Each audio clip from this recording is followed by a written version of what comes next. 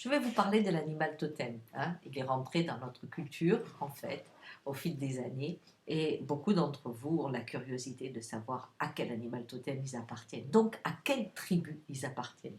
Et effectivement, dans notre société où l'on divise les choses, et notamment on appartient à telle famille, on est de telle lignée, mais aussi où il y a les animaux, les végétaux, tout est profondément séparé, l'animal totem paraît être incongru, hein, par rapport à notre vision du monde. C'est normalement pas inclus dans notre conditionnement. Mais pourtant, aujourd'hui, le travail de l'animal totem rejoint une façon métaphorique de toucher une part de nous, de toucher cette part qui souvent a du mal à s'exprimer, la part de notre tribu. Pourquoi? Eh bien, parce que les chiens peuvent faire des abeilles. Les abeilles peuvent avoir comme enfant des ours et les ours peuvent avoir comme enfant des loups. C'est un peu ça l'animal totem. Hein. Quand on découvre son animal totem, c'est souvent un grand soulagement. Parce que tout s'explique sur plein de raisons. Et je vais vous donner juste un petit exemple. Supposons que votre maman soit une poule de poulailler, sans aucun jugement. Hein. C'est juste qu'elle aime être en communauté et dans un espace sécurisé où l'alimentation est assurée. Voilà. Hein. C'est ça, une main. Et que vous soyez un ours. Supposons.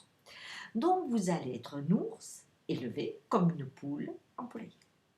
Vous allez avoir des campings, votre mère supporte pas la solitude, il n'y a pas d'aventure, etc., etc. Ça va être très très difficile pour vous cette vie parce que le jour où vous achetez un chalet perdu dans les Alpes, elle vient et elle vous dit mais tu vas pas rester là, c'est dangereux, c'est pas possible, tu vas t'ennuyer, c'est pas vrai.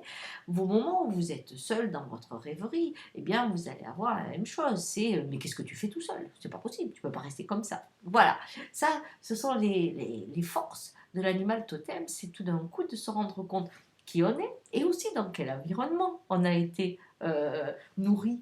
Et cela rassure beaucoup parce que vous n'allez pas demander ensuite à votre mère, quand vous la envoyez, je ne sais pas, dans le désert tout seul avec vous, vous lui demanderez jamais, vous lui offrirez jamais un voyage de cette nature parce que vous savez qu'elle préférera aller dans un club quelconque où il y a beaucoup de monde et où on organise tout. Eh bien, c'est cet apprentissage, l'animal totem, et bien plus encore. Parce que, au-delà de cette vibration que vous découvrirez avec votre animal totem, et c'est surprenant, vraiment surprenant, vous découvrirez aussi toutes les fois où vous vous déguisez dans un autre animal. Toutes les fois où c'est difficile. Et aussi que notre société ne fait pas qu'éliminer les espèces réellement dans les forêts et ailleurs, mais aussi dans sa façon de conduire les élites ou de choisir les gens. Il n'y a que quelques espèces. Et pour s'adapter à ce monde, eh bien, il faut être une espèce bien particulière. Donc, l'animal totem vous amène aussi à porter un autre regard sur votre condition au travail, mais aussi sur votre couple, hein, avec qui vous êtes sur le chemin. Est-ce que vous êtes avec un animal, un mammifère proche de vous, si vous êtes un mammifère, ou est-ce que vous êtes avec un oiseau. Et là, ça vous amènera à nouveau à une autre façon de regarder votre couple. Voilà, l'animal totem, c'est un regard différent au cœur de votre être, dans les profondeurs des vibrations du monde.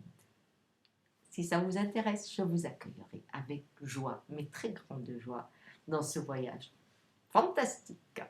Au revoir.